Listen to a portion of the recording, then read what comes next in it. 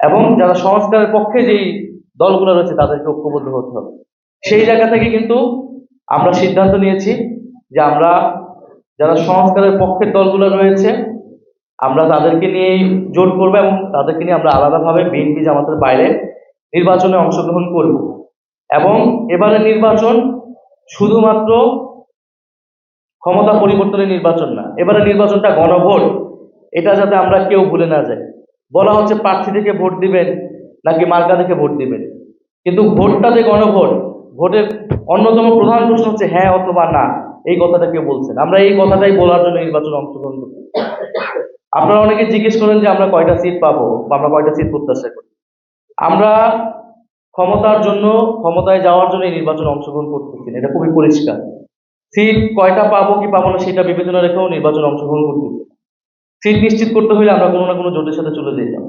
ফলে আমাদের নির্বাচনে অংশগ্রহণ করার লক্ষ্যটা কি? আমাদের নির্বাচনে অংশগ্রহণ করার লক্ষ্য 300 আসনে আমরা প্রার্থী দিতে যাচ্ছি, যারা জনগণের কাছে যাবে, যারা হ্যাঁ পক্ষে প্রচারণা করবে, হ্যাঁ পক্ষে জনগণকে মোটিভেট করবে। কারণ এই হ্যাঁ মানে হচ্ছে সংস্কার, হ্যাঁ মানে হচ্ছে গণ অভ্যুত্থানের পর আমরা যতটুকু অগ্রগতি করেছি সেটাকে অব্যাহত রাখা, আমাদের সংস্কারের অর্জনগুলোকে বাস্তবায়ন করা।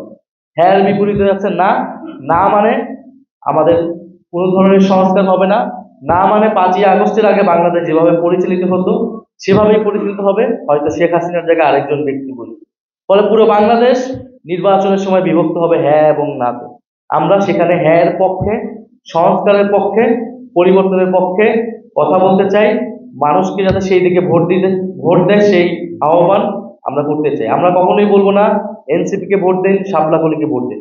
আমরা বলবো আপনারা হ্যাঁ এর পক্ষে ভোট দেন। আমরা হ্যাঁ এর পক্ষের শক্তি, সংস্কারের পক্ষের শক্তি, হ্যাঁ এর পক্ষ নিয়ে আমরা এবার নির্বাচনের মাঠে নামবো।